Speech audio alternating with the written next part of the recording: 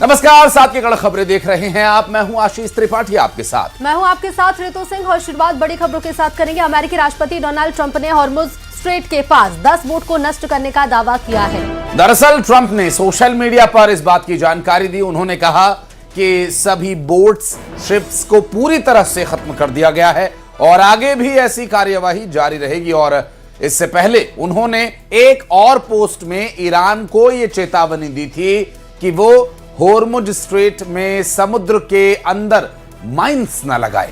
Trump ने कहा कि अभी तक ऐसा कोई सबूत नहीं है कि ईरान ने हॉर्मुज स्ट्रेट के शिपिंग रास्ते में माइंस लगाई हैं, लेकिन अगर ऐसा किया गया तो अमेरिका ऐसा जवाबी हमला करेगा जैसा ईरान ने पहले कभी देखा भी नहीं होगा। और इसके बाद उन्होंने एक दूसरे पोस्ट में समुद्र में माइंस बिछाने वाली 10 बोट पर हमला कर उन्हें पूरी तरह से नष्ट करने की बात भी कही। तो सोशल मीडिया पर एक बड़ी जानकारी साझा की गई डोनाल्ड ट्रंप की तरफ से, जिसमें दावा यह किया गया है कि माइंस बिछाने वाली बोट्स को निशाना बनाया गया है और ईरान के लिए हॉर्मुज के पास 10 बोट्स के तबाह करने की जो बात उन्होंने साझा की, ईरान के लिए एक संदेश यहां पर जारी किया गया। सिलसिलेवार तरीके से 2 पोस्ट दरअसल उन्होंने सोशल मीडिया पर डाले, जिसमें हॉर्मुज स्ट्रेट के पास 10 बोट को नष्ट किए जाने की बात सामने आई है। ईरान पर सबसे बड़ा हमला करेंगे, डोनाल्ड ट्रंप का यह कहना है। और डोनाल्ड ट्रंप ने एक बड़ा दावा भी किया है कि माइंस बिछाने वाली 10 बोट्स और शिप्स को निशाना बनाया गया है और पूरी तरह से नष्ट कर दिया गया है। इस वक्त एक बड़ी खबर आपको बता रहे हैं, अमेरिकी प्रेसिडेंट डोनाल्ड ट्रंप का एक और बड़ा दावा। तो वहीं ईरान जंग के बीच इजरायल ने तेहरान पर एक और बड़ा जबरदस्त जोरदार हमला कर दिया है। इजरायली सेना ने कहा कि राजधानी तेहरान में रात भर चले हमले के दौरान हथियारों की रिसर्च और डेवलपमेंट से जुड़े टारगेट को निशाना बनाकर तबाह किया गया। और उधर ट्रंप जल्द ही ईरान युद्ध खत्म होने का ऐलान भी कर चुके हैं। अब ऐसे में इजरायली मीडिया ने दावा किया है कि इजरायली सेना इससे पहले ईरान को ज्यादा से ज्यादा नुकसान पहुंचाना चाहती है और इसीलिए उसने ईरान पर पहले से भी तेज कर दिए हैं हमले। दरअसल इतना ही नहीं, एक मीडिया रिपोर्ट के मुताबिक इजरायल ने ईरान के साथ चल रही जंग को फंड करने के लिए अपने रक्षा बजट में लगभग 13 अरब डॉलर की बढ़ोतरी की योजना भी बनाई है। और ऐसे में हथियारों की फैक्ट्री को निशाना बनाया गया। ईरान तेहरान से सामने आई कुछ तस्वीरें भी साथ साथ हम आपको दिखा रहे हैं। एक और बड़ा जबरदस्त हमला यहां किए जाने की बात सामने आई। इजरायल ने तेहरान पर रात भर हमले किए। हालांकि ये दिन के समय की तस्वीरें भी साथ साथ आपको दिखाते चलें, जब हमले और धमाके से आम जनजीवन भी प्रभावित होता नजर आया है। और उधर बेरूत के दक्षिणी इलाकों में जबरदस्त धमाके हुए हैं। इजरायल के हमलों में कई लोगों के मौत की भी खबर है। शहर के ऊपर उठता धुआं और जोरदार विस्फोट की आवाज तस्वीरों में दिखाई दी है।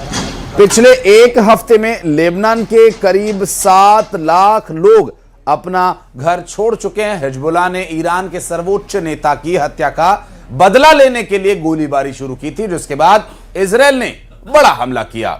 लेबनान अधिकारियों के मुताबिक अब तक लगभग 500 लोग मारे जा चुके हैं। और ईरान के इस्लामी रेवोल्यूशनरी गार्ड नेवी के कमांडर ने जंग के बीच एक बड़ा बयान दे दिया है। दरअसल कमांडर ने चेतावनी दी है कि ईरान पर हमला करने वाले किसी भी देश का जहाज हॉर्मुज जलडमरू मध्य से गुजरने का हक नहीं रखता। कमांडर का कहना यह है कि जंग की शुरुआत में ही यह संदेश दे दिया गया था और अब दोबारा साफ कर दिया गया है कि अगर किसी को शक है तो और पास आकर देख ले। जंग की शुरुआत में ही यह संदेश दे दिया गया था, दुश्मन के जहाज बचेंगे नहीं। और ईरान की एक बार फिर एक बड़ी चेतावनी देखने को मिली है और साथ ही उन देशों को भी स्पष्ट किया है जिनका इस्तेमाल ईरान के खिलाफ हो रहा है। और देर रात इजरायल पर ईरान ने फिर से मिसाइल अटैक किया और हमले के बाद इजरायल में सायरन बजने लगे और लोग बंकरों में छिपने को मजबूर हुए। इधर मिसाइल गिरने की आशंका के बीच कई जगह भगदड़ जैसी स्थिति दिखी। देर रात हुए हमले से पूरा इलाका दहशत में आ गया। लोग जान बचाने के लिए सुरक्षित जगहों का रुख करते हुए दिखे हैं। दरअसल इजरायल में जगह जगह सायरन की आवाज गूंजती रही और तेल अवीव इजराइल से सामने आई तस्वीरें। तो बज गई है फिर से सायरन, एक के बाद एक सिर्फ सायरन बजती रहती है यहाँ पे और लोग भागते रहते हैं। आप देखिए लोग भाग रहे हैं शेल्टर की तरफ, इनको शेल्टर नहीं दिख रहा है। This is shelter, yes.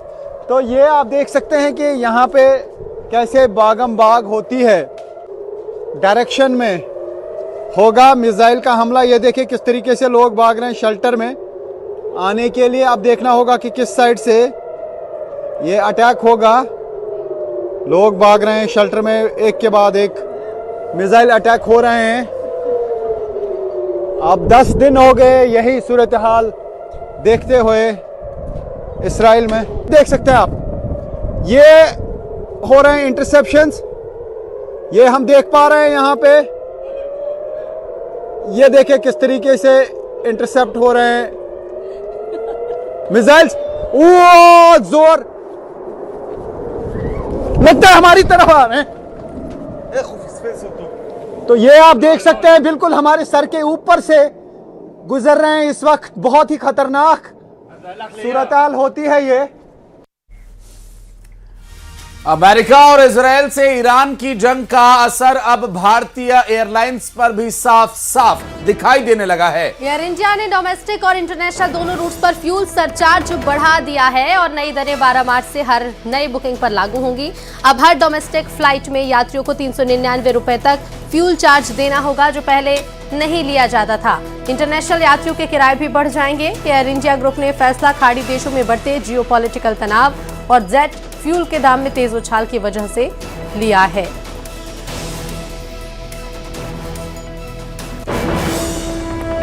और प्रधानमंत्री नरेंद्र मोदी ने कैबिनेट मीटिंग में मंत्रियों को साफ निर्देश दिए कि मिडिल ईस्ट क्राइसिस का असर आम आदमी के जीवन पर बिल्कुल नहीं पड़ना चाहिए। पीएम मोदी ने कहा है कि इस वैश्विक उथल पुथल के समय जनता का भरोसा बनाए रखना सबसे ज्यादा जरूरी है।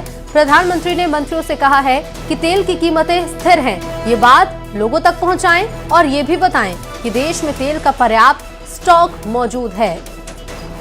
प्रधानमंत्री ने यह भी कहा है कि भारत ने सप्लाई चेन मैनेजमेंट सिस्टम इस संकट को ध्यान में रखकर तैयार किया है और इसे भी जनता तक पहुंचाया जाए। Well, there is absolutely no shortage of fuel. More details are being worked out. There is a serious war going on. I think everybody knows about it.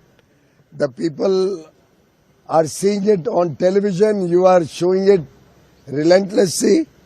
And in this situation of war, there will be concerns which will be appraised, which will be made known to everybody from time to time by the relevant department.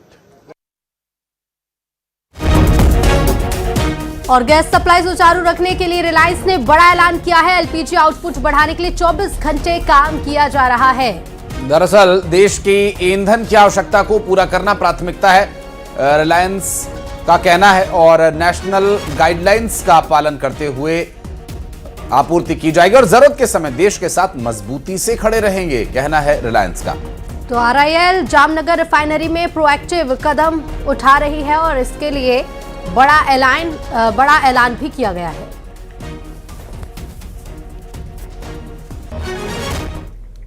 और अब बढ़ते हैं आगे। मध्य प्रदेश सरकार